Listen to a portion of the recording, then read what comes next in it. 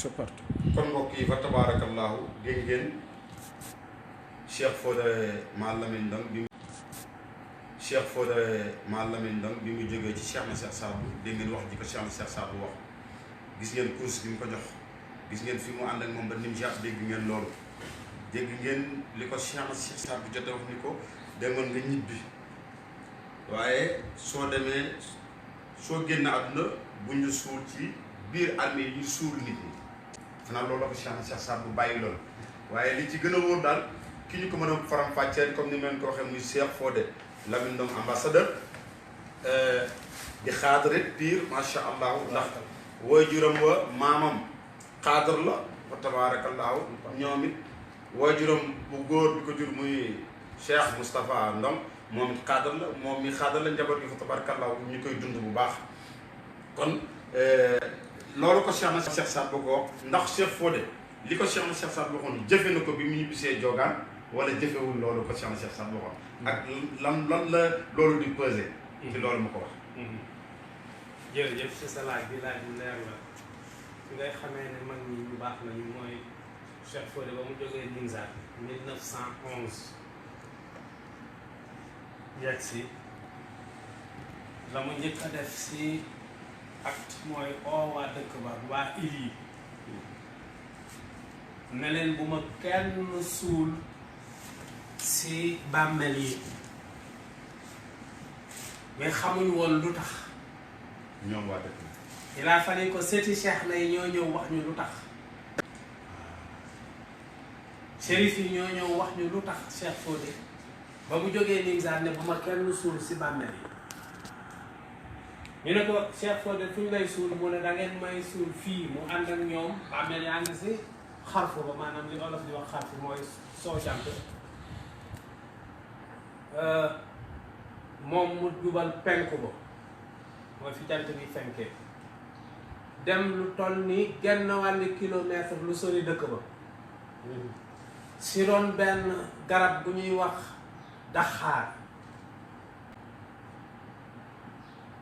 daxaar la wala lu mu tudd ndooy di tax daxaar mooy olof bi waaw si roon benn daxaar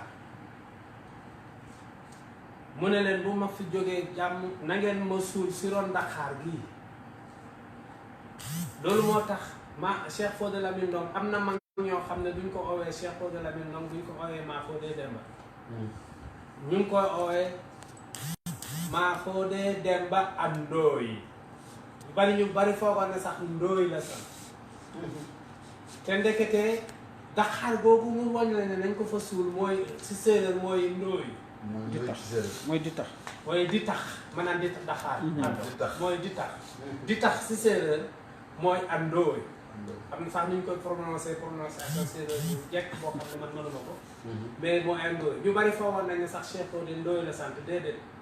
Cheikh Fodé maa Fodé Demba ak Ndooy mooy maa Fodé Demba ma ñu suul saroon di tax ga bañ ko fa suulee question ba kañ mooy la Cheikh na Cheikh Sadou bu waxoon ndax am na balaa ngay am téeméeri at si suuf àdduna yëg la setam bu ñuy wax shérif bu naan xeet mel ni la maamam waxoon moom daf ko fekkee ba Cheikh Fodé amee juróom-ñeent fukki at ak juróom-ñaar si suuf par hasard man ma dem ziyaare ko ak suma benn frère maanaam ñu dégul 97 ans 97 ans si suuf fekk na daa nañ koy ziyaari traditionnel maanaam ku am soxla yaakaar nga ne nit yàlla la nga dem ñaani fa mais defuñ ko woon officiel Cheikh bu naana mi nga xam ne yàlla may na ko mu xam la maamam waxoon bañ ko ziyaaree fii Mermoz bay ñibbi shérif bi ko fekkee mooy wax si moom la ñuy wax shérif taalibul xayaar borom mbooro moo fekkee waxtaan woowu shérif bu naana ñu jóg jox ko suñu sagare addiya bay dem mu ne ñu dégg naa Cheikh Fodé Lamine Ndong seen maam da ngeen defar bàmmeel ba ñu ne ko waaw mu ne dama bëgg ngeen préparer ma ñëw inauguré ko loolu mooy moom yëg na la ko maamam waxoon Cheikh Fodé ne ko balaa ngay am téeméeri at da nga siiw parce que Cheikh Chérif bu naana si at yooyu mu amoon nga xam ne dematul sax si xayma ba yëkkati lu mu xam loo xam ne maama ma ko waxoon. moom moo ñëw en 2012. ñëw joogaan inauguré si loolu moo joxe ordre nañ ko di ziyaare chaque année. moom Cheikh Bouna en 2012. moo joxe ordre boobu looloo tax ñu def ko événement officiel. bu njëkk ba nit ñi dañ daan ñëw rek ziyaare ko individuellement da nga naan gis nit ku jóge fu sëri ñëw léegi la guddi nga gis gaal bu teer ànd ak ay nit ñuy laajte fan la bàmmeel góor gi nekk. sëriñ bi nekk mais léegi c'est officiel chaque année samedi bii mujj si at mi. chaque année le dernier samedi de décembre mooy ziyaar Cheikh Fodé Lamine Ndong. kon daal loolu moo indi ziyaar bi nga xamante ne ren léegi nii moom lañu koy. moom lañu ko jagleel daal. maanaam kon ci bi ko Cheikh bu naan na waxee ñëw di ko nuyu daal la ziar bi tàmbali ba léegi nii. waaw ziar officiel. officiel waaw moom bokk la ziar individuel ni ñu daan def di dem. donc ñu dellu si maanaam diggante Cheikh na Cheikh Sadibou ak Cheikh Fodé xam nga problème yu bari daf si am yoo xam ne. nit ñi war nañ koy comprendre léeg-léeg nga dégg ku la ne wax nit ñi nga xam ne ñoom la Cheikh na Cheikh Sadibou cheikhal bu ñu leen di tudd duñ si dégg Cheikh Fodé.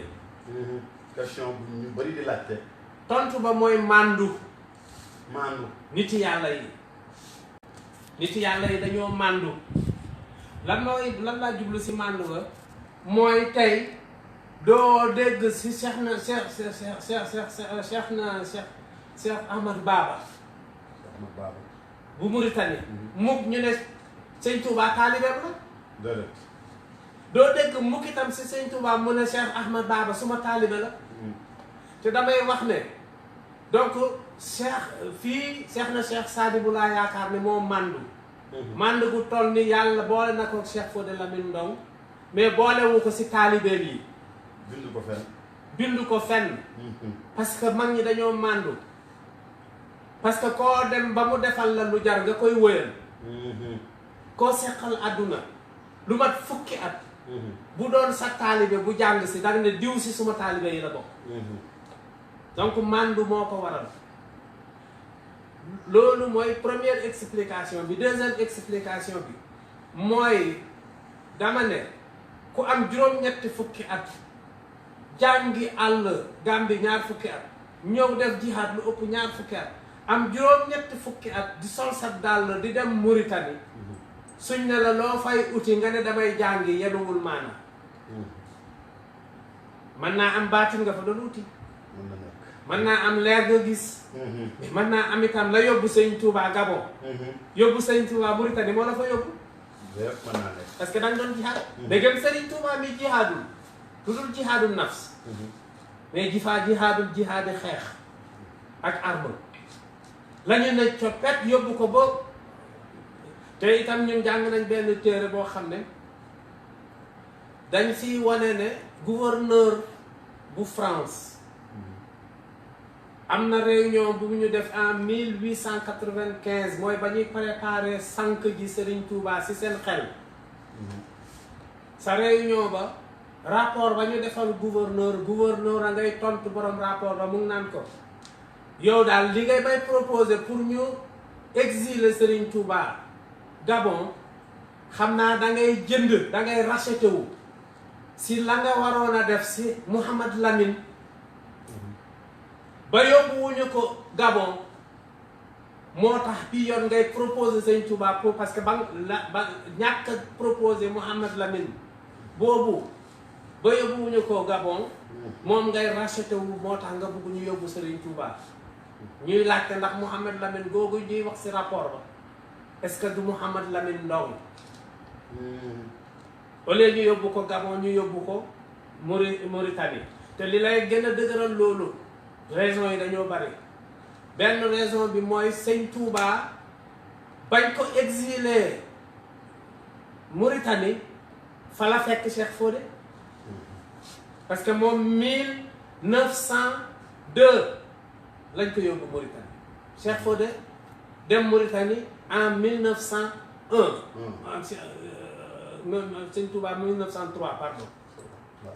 ñu yóbbu Cheikh Fodé 1901 donc Cheikh Fodé yóbbu nañ ko Mauritanie si li ñu foog léeg-léeg wala boog dem na Mauritanie parce que ñaari baat yooyu problème la si ñun Cheikh Fodé yóbbu nañ ko Mauritanie ak Cheikh Fodé dem na Mauritanie bu fekkee ne Cheikh Fodé dem na Mauritanie la Cheikh Sadibou la doon wër. su fekkee ne Cheikh Fodé yóbbu nañ ko Mauritanie mooy tubaab yee ko fa yóbbu mais mu am chance taseeg Cheikh Sadibou ñaar ñëpp pour ñun baax na. mais il faut ñu leeral ko parce que histoire kenn du koy saax-saaxee donc pour xamal na ne yóbbu bi mën naa am comme dem bi mën naa am mais yóbbu bi pour si laay insister moo di ne Cheikh Fodé jamono jooju mu demee Mauritanie si benn région bi ñu nekkoon ñu koy wax Trarza juróomi ponkal yàlla nga fa woon juróomi kuy yàlla nga fa woon Cheikh Ahmad Baba Jaxate fa woon Cheikh Ahmad Bamba Mbàkke mu nga fa woon Cheikh Sadibou mu nga fa woon Serigne Karamoro Jaabi bu Guinée dëkk bu ñuy wax Touba Guinée mu nga fa woon juróomeel bi Cheikh Fodé Lamine Ndong mu nga fa juróomi yëkk yi ñu nga woon ci benn zone benn région benn endroit te ñooñu juróom yooyu yëpp kenn neewul moromam suma taalibe nga te juróom yooyu yëpp Cheikh Fodé leen mag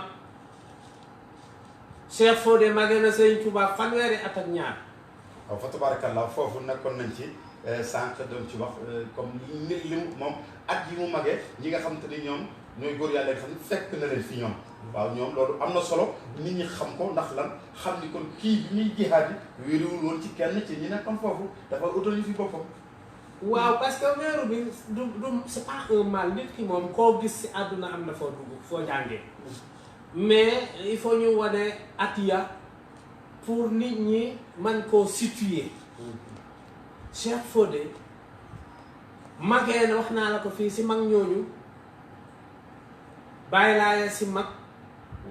ak Cheikh Bou Kounta ñoom ñaar ñëpp ñu ngi judd 1845 Cheikh Fodé judd 21 donc magee na leen ñoom ñaar fukki at ak ñaar 22 ans bu bàyyi laay weesoo Cheikh Sadibou nga siy teg Cheikh Sadibou moom moo juddoo 1848 Cheikh Fodé donc magee ko ñaar fukki at ak juróom-ñaar mu loolu xalaat ba di dellu si li doon wax léegi yow nga am juróom-ñetti fukki at def jihaad jàngi lu bana ar dem Mauritanie fekki koo xam ne yow yaa ko magee ñaar fukki at ak juróom-ñaar kooku itam question ba foofu itam day ñëwaat mais boo si tegee Cheikh Sadibou bu juddoo 1848 nga xam ne Cheikh Fodé magee na ko ñaar fukki at ak juróom-ñaar ki nga siy teg mooy Sëñ Touba 1855 la judd Cheikh Fodé magee ko bon fanweeri at ak ñeent fanweeri at ak ñeent 34 ans Alaaji Malick moo topp si Serigne Touba mu ngi juddu 1853 non afwan dama juwaale Sëñ Touba moo juddu 53 Alaaji Malick de juddu 55 donc Cheikh Fodé magee Serigne Touba ñaar fukki at ak benn fanweeri at ak benn ñaar fanweeri at ak ñaar 32 ans magee Alaaji Malick fanweeri at ak juróom 35 ans mais damay wax toujours bu may waxtaan ba tudd mageel yi dama ne la mageel taxul nga gën nit damay bañ ñii susceptible foog ne damay wane ne moo gën nga gënul mën naa am gënu leen mais pour wane rek pour situer ko dama am na suma émission bu ma def si benn rajo ma ne leen bu mageel doon gën Firawna gën Muusa mais nit ki danga koy jox fa mu nekkoon donc c'est Cheikh Fodé pour wane ne moom ba muy ñëw bay waa il yi l'islam nekku fa nga jëlee lan lañu bëgg a jàngale fii si mageel yi pour aussi tontuwaale ñi nga xam ne léeg-léeg dañ naan Cheikh Fodé kilifa bu toll noonu si diine ji lu tax jaxasoowul ak ñi fi nekkoon ñetti raison moo lay expliquer loolu. ñetti raison yi benn Cheikh Fodé jàngeewul Sénégal màggeewul Sénégal. Gambie la jàngee Gambie la màggee ba muy jógee Gambie di ñib si weesu na juróom fukki at. ñaareeri tontu ba. ñooñu ñuy wax ne lu tax jaxasoowul ak ñoom kañ ka daan dem Gàmbi di xeex di dem Gàmbi di ñëw muy Mbaba Jaxu Ba jaxasoo woon nag Cheikh Fodé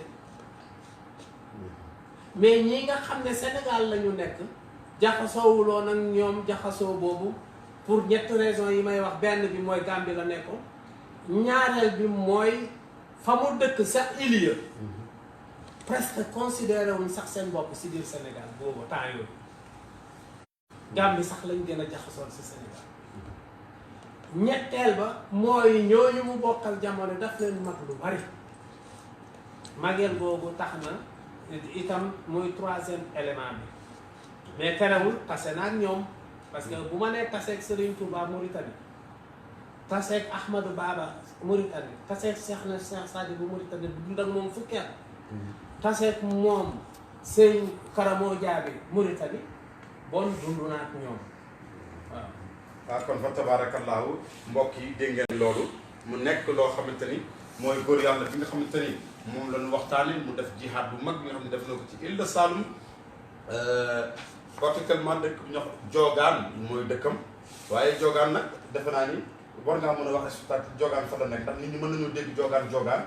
dégg Cheikh Fodé fa la nekk. mais fan la Diogaan nekk. waaw Diogaan mu ngi nekk si biir île du Saloum. maanaam ci biir géej. ci biir géej gi. boo fay dem da ngay jóge Dakar dem Mbour. boo yegsee Mbour dem Joal.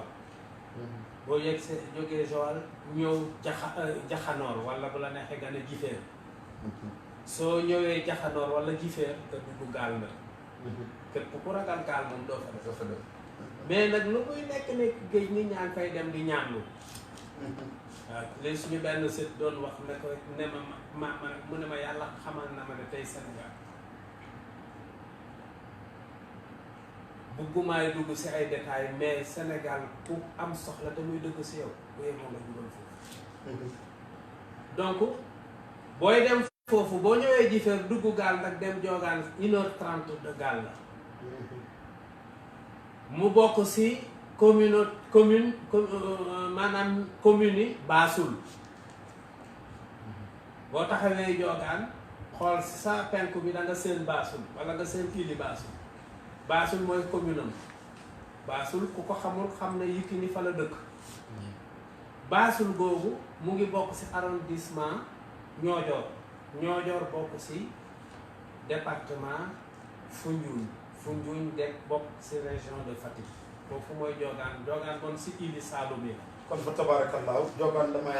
may laajte ba tey rek. pour téléspectateurs yi mën a xam. maanaam Diogaan ndax courant ba yegg si na fa ak ndox mi wala déet ndax comme ci biir géej la nekk loolu dina xaw a jafe tuuti. tabaarakallah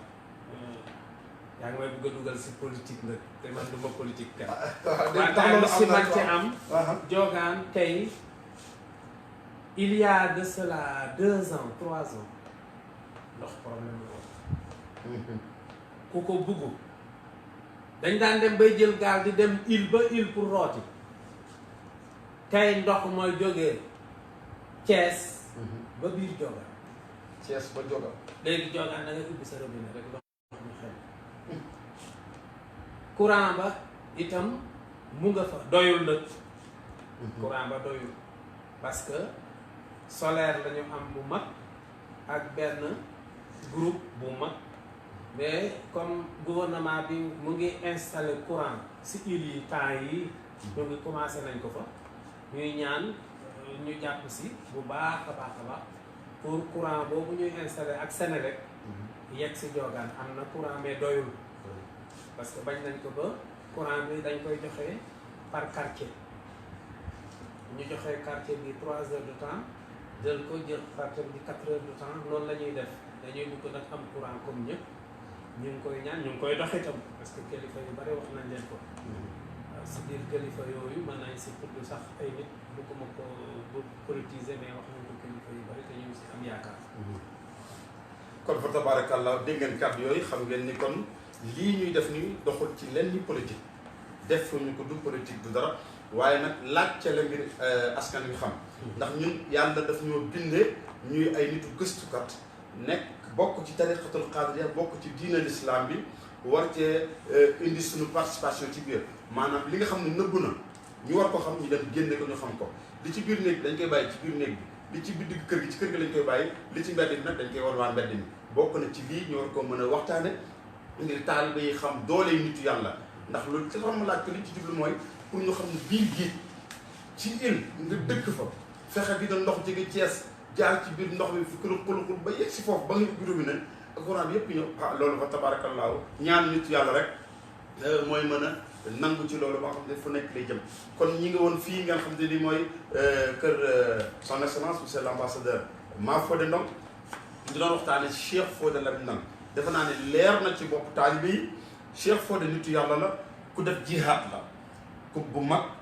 jamonoy mag ba joxu la jamono yi ñeneen ak ñeneen la ak nitu yàlla yi dégg ngeen ni mu magewul nitu yàlla yi woote na jihaad na laataa nitu yàlla yi ñëw mu ànd ak ñoom ci seen loolu liggéey ko de liggéey loolu li ñu ci jàngate mooy dañu ne ni l'islam amul retraite gis li mu mag teewul ñu ngi bay waaram ci l'islam bi ba yàlla jël ko fi ba tey njabootam ñun ñëpp tee nañ ci l'islam boobu nga xamante ni mooy jihaad nafsi bi ñuy wax comme suñu sëriñ Cheikh Saad bu mu ne jihaaduna huwa jihaadul akbaru silahuna haylalatan tukarradu kalimatu ma qaalaha hadun sakki lakinna ma faza biha kullu taqi mu ne wa hiya laa ilaha illa allah man xaalaha fa qawlu kafaaw mooy laa ilaha illa allah loolu la ñu Cheikh Fodé jëlal ndax laa ilaha illa allah mooy li nga xam te ni moom la jullit mooy ngànnaayu jullit nga yor ko te nit yàlla yëpp ku ci nekk Sëriñ Tuubaa ku ci nekk baat boobu bi nga ñëw moom nga jël rek jox ko sa njaboot Cheikh Fodé loolu la récupéré xam ni lii mooy dëgg dégg ngeen ko ndax bi muy jógee dëkkam boobu xamuñu luy alquran kon ku xamul alquran xamoo luy julli xamoo luy woor xamoo natt asak xamoo génn mënu ko xamoo dem màkk waaye mu dem jaayante ba jël loolu ñëw instauré ko fi nga xam te mooy Île de Salam ak île yi ñu yaatoo ak fudul foofu sax ndax tey kenn ku mu jàngal rek kooku jàngal na keneen kooku jàngal na kenn ba tey loolu law na feneen def naa ni xam naa ne faaw ñu joxaat sunu wóojuru rek ci benn minute rek mu am lum ñu fàttali rek ci mbir moomu macha allah. waaw dama doon balaa ngay clôturer li ma bëggoon a yokk rek mooy fàttali ñaari yëf wala ñett benn bi mooy jihaad. bari na tey ñu naan diw def na jihaad am ñu ne deful jihaad mais jihaadul akbar jihaad nafsu la def loolu képp ku jàng lislaam xam nga ne yonent bi sallallahu alayhi wa sallam ba ñu jógee jihaad ba dafa dajale jullit yi ne leen jóge ngeen si jihaad bu ma dem jóge ngeen si jihaad bu ndaw bi jëm si jihaad bu mag bi ñu ne ko yonent bi sallallahu alayhi wa sallam lan mooy jihaad bu ndaw bi ak lan mooy jihaad bu mag bi mu ne jihaad bu ndaw bi mooy jihaad bi ngay def ak arme jihaad bu mag bi mooy jihaadul nafs mooy dëgg la wax jihaadul akbar mooy jihaad bu mag bi waaw loolu lu jullit yëpp xam la mais léeg-léeg dégg naa keroog benn borom xam-xam ni def waaraate ba wax lu demee noonu léeg-léeg nit ñi erreur bu ñuy def comme man mooy bugg a wax ne diw deful jihaad parce que moom li muy def moo ëpp doole jihaad bu ñuy defee arme mais la ñuy fàtte te xamuñu ko mooy jullit mënul def jihaad contre jullit te nit yàlla yi ñu xam Sénégal boo jëlee Cheikh Oumar Foutiyou ak Maba Diakhou ak Cheikh Fodé boo leen jëlee buñ fi jógee rek képp ku fi nit yàlla bu am doole ba ngay ñëw ay jullit nga fi fekk donc mënatuñoo def jihaadi arme parce que jullit du jël jaasi di xeex ak moroom jullitam wala di naan damay éclater ay bomb pour def jihaad loolu du jihaad loolu banditisme jihaad mooy dangay fekk koo ne kaay ne yàlla am na mu ne la amul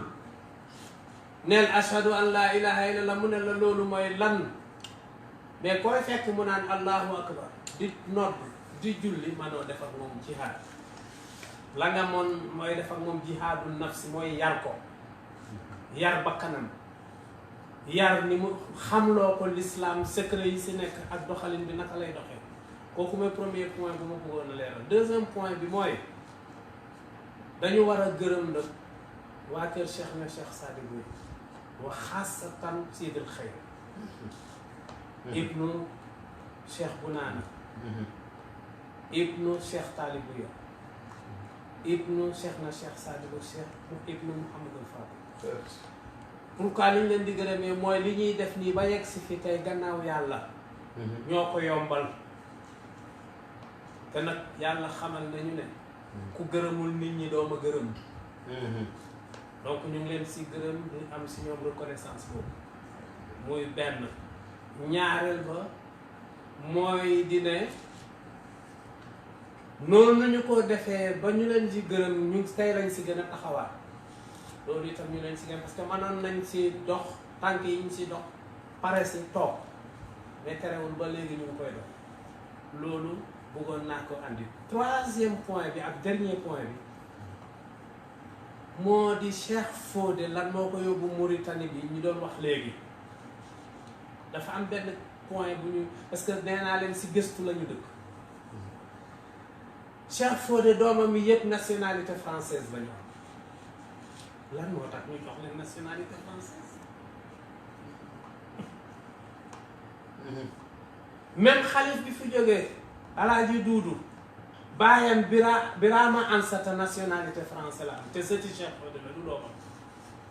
te si nationalité française am boobu carte d'identité bi dañ si def né à Diogan ñu def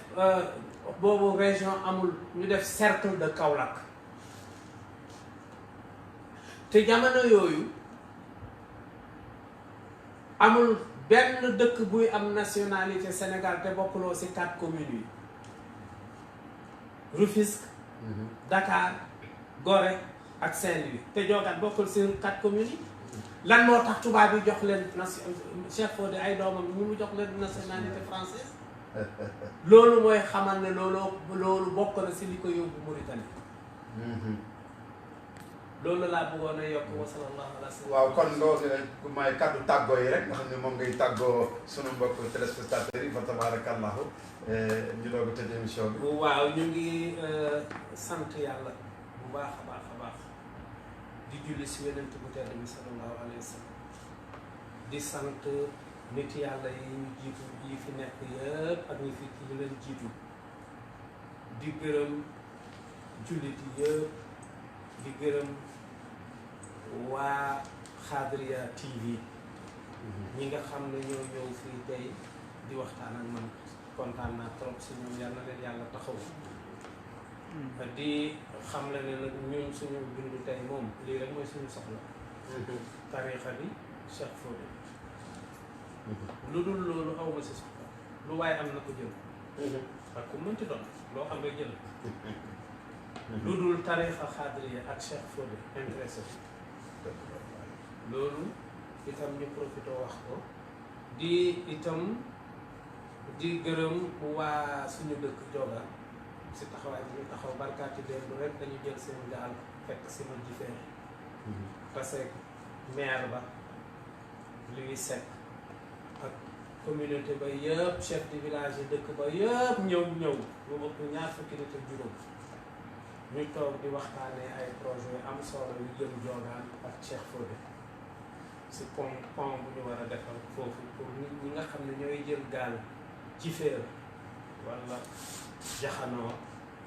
pour dem Diogan ziare ji bañatee am benn problème ñu ngi leen si gërëm bu baax ba parce que seen taxawaay ba rafet na di gërëm ñëpp la di gërëm waa Petit Fils di nuyu suma xalif Cheikh Siyaaka Ndong tabaarakallah xayrul kalaami maa qalla wa dalla assalaamu aleykum wa rahmatullahi kon mbokk yi dégg ngeen loolu fa tabarakallahu ñi ngi woon fii ci kër ambassadeur monsieur l'ambassadeur Cheikh Fodé Lamine Ndong di sët Cheikh Fodé Lamine Ndong bii ñu doon waxtaane mu nekk fii ci HLM Grand Yoff fa tabarakallahu. asalaamaaleykum wa rahmatullahi taala wa barakaatu.